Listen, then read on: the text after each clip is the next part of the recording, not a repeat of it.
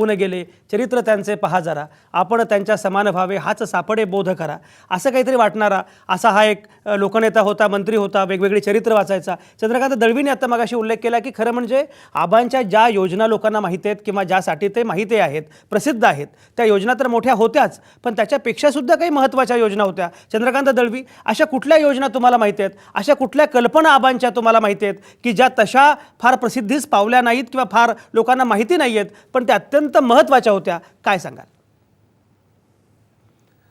संत गाडगेबाबा अभियानानंतर महात्मा गांधी तंटामुक्त गाव मोहीम ही अतिशय लोकांच्यापर्यंत पोहोचलेली ही योजना होती. परंतु त्याच्याबरोबरच यशवंत ग्राम समृद्धी योजना ही योजना ही अतिशय एक 10 वर्ष राज्यामध्ये फार प्रभावीपणे त्याच्यामध्ये काम झालं.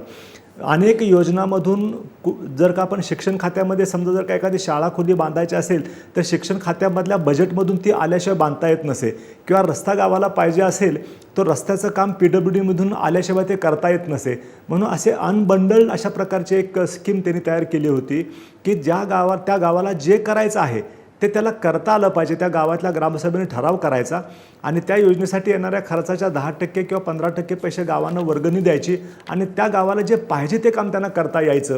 या योजनेसाठी खूप मोठ्या प्रमाणावर प्रत्येक गावागावामधून मागणी आली. सरकारला 15% त्याच्यामध्ये लोकवर्गणी मिळायची आणि बजेट कमी पडायचं दरवर्षी. अशा प्रकारची ही योजना अतिशय पॉप्युलर झाली होती.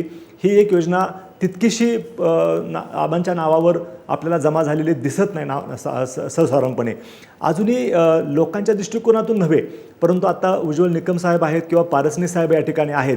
आबांचं जे गृह खात्यामध्ये जे काम झालं त्याच्यामधल्या 2 गोष्टी अननोटिस्ड राहिलेल्या आहेत. त्या मी या ठिकाणी बॅकएंडला मी काम करत असल्यामुळे सांगू इच्छितो की पोलीस खात्यामध्ये काम करत असताना पोलीस महासंचालकाचं कार्यालय असो की मुंबईच्या पोलीस आयुक्तांचं कार्यालय असो की जिल्हा पोलीस अधीक्षक असोत, इथं इतक्या मोठ्या प्रमाणावर पैसा खर्च करावा लागतो, इतकं बजेट या विभागाला दिलं जातं, पण यासाठी एकही वित्त विभागाचा लेखाधिकारी, सहाय्यक लेखाधिकारी किंवा वित्त विभागाचा क्लास 1 ऑफिसर कुठेही या डिपार्टमेंटमध्ये नेमण्यात आले नव्हता.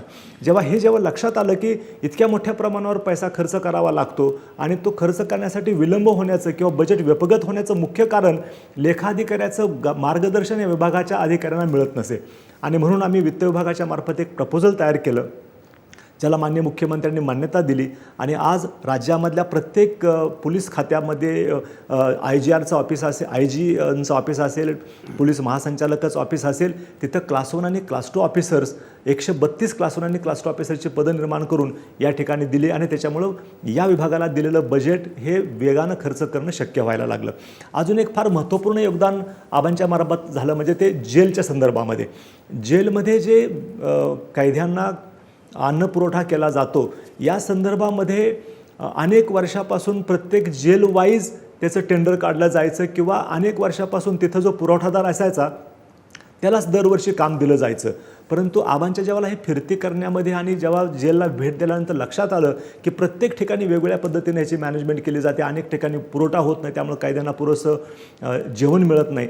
तेव्हा असं लक्षात आल्यानंतर आबांनी एक धोरण असं घेतलं होतं की पूर्ण राज्यातल्या सर्व जेलसाठी एकाच ठिकाणाहून राज्यस्तरीय टेंडर काढण्यात यावं आणि त्याच्या माध्यमातून सर्व राज्यभरातल्या जेलमध्ये एक प्रकारे अन्न पुरवठा केला जावा. हा एक दुसरा महत्त्वाचा निर्णय याच्यामध्ये आबांनी घेतला होता.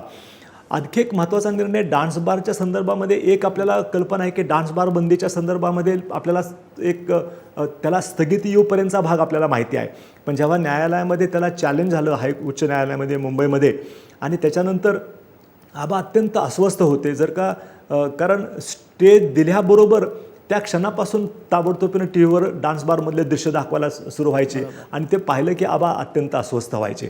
त्याच्यामुळं तो जो हायकोर्टामधून जो स्टे दिला होता तो उठवण्यासाठी आणि त्या कोर्टातला त्याचा खटल्याचा निकाल लागून ताबडतोबीनं पुन्हा त्याच्यावर कार्यवाही व्हावी म्हणून आबाने त्याच्यामध्ये अत्यंत प्रयत्न केले होते.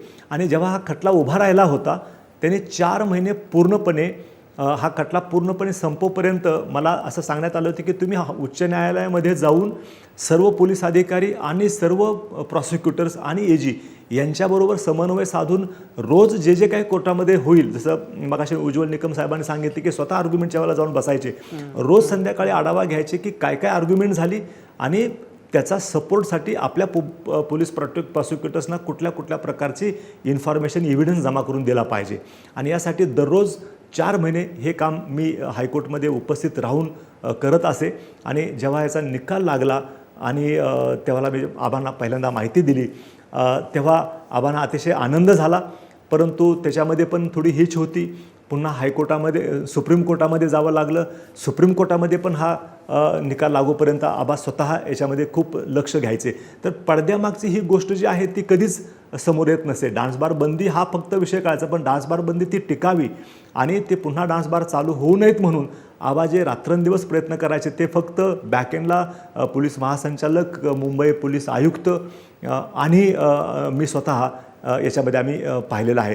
तर अशा प्रकारच्या योजना आबा जेव्हा एखाद्या योजनेमध्ये पूर्णपणे उतरत असत, म्हणजे एखादी योजना हातात घेतल्यानंतर त्याच्यामध्ये सर्वार्थानं ते काम करत असत. अगदी अगदी अगदी बरोबर आहे. एखादी मुळामध्ये एखादी कल्पना मनात येणं आणि त्याचा पाठपुरावा करणं, त्यासाठी धावणं आणि त्यासाठी प्रयत्न करणं हे अतिशय महत्त्वाची गोष्ट असते. आणि कल्पना केवळ येणं महत्त्वाचं नसतं, त्याची अंमलबजावणी सुद्धा तेवढीच महत्त्वाची असते. या दोन्ही अनुषंगानं आर पाटील जे प्रयत्न करत असत त्याचं अतिशय साकल्यानं आणि विस्तारानं आता मांडणी केली चंद्रकांत दळवी यांनी.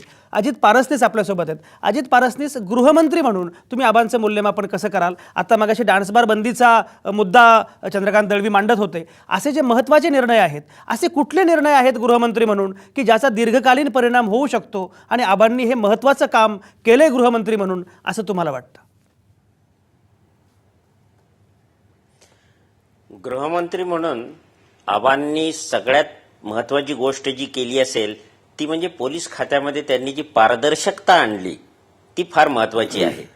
ती पोलिसांच्या सर्व कामामध्ये, पोलीसच्या भरतीमध्ये त्यांनी जी पारदर्शकता आणली, त्यानंतर पोलिसांच्यासाठी त्यांनी बरंच काही केलं. पोलिसांच्या वेलफेअरसाठी, पोलिसांच्या कल्याणासाठी त्यांनी अनेक योजना राबवल्या. पोलिसांच्या घराचा फार मोठा प्रश्न आहे, तो अजूनही आहे, परंतु आबांनी तो सोडवण्यासाठी बराच प्रयत्न केला. पोलिसांची कार्यालय, पोलिसांसाठी घरं ही बांधण्यामध्ये, देण्यामध्ये आबांनी खूप मोठा सहभाग घेतला. आता एक राजेंद्र दराडा साहेबांनी उल्लेख केला आहे आबा गेल्यानंतर त्याचा, की SRPचं एक सेंटर, नवीन एक ग्रुप औरंगाबादला निर्माण केला. त्याचं उद्घाटनाच्या वेळेला मी ॲडिशनल DG SRP होतो आणि त्यावेळेला उद्घाटन झालं, त्यावेळेला जयंत पाटील साहेब होते गृहमंत्री. परंतु या कामाची सुरुवात जी झाली ती आबांच्या काळामध्ये झालेली होती आणि अशा प्रकारचे त्यांनी हे बांधलेले आहेत. सांगलीमध्ये तुर्चीला जे पोलीस प्रशिक्षण केंद्र निर्माण झालं, हे अतिशय सुंदर प्रशिक्षण केंद्र आहे. असं प्रशिक्षण केंद्र मी दुसरीकडे पाहिलेलं नाही. आणि ते चालू करून ते सुरू करण्यामध्ये अडचणी होत्या. तुर्चीला जायला कोणी तयार नव्हतं, परंतु पोलिसांना तयार करून ते केंद्र सुरू करण्यामागे, चालू करण्यामागे सर्व आबांची प्रेरणा होती. आबांचे सर्व त्याच्यामागे प्रयत्न होते. आधुनिकीकरण अगदी खरं, आधुनिकीकरणाचा फार मोठा प्रयत्न केला. अजित पारसनीस, आपल्याकडे वेळ कमी आहे त्यामुळे मी तुम्हाला थांबवतो.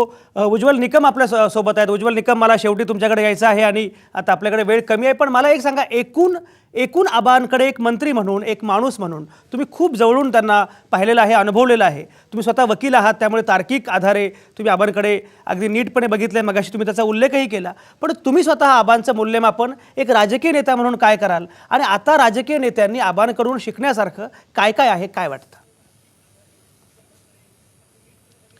खरं म्हणजे आबा स्वतःला कधी राजकीय नेता असं मानत नसत. आबा म्हणजे राजकारणातील एक संत.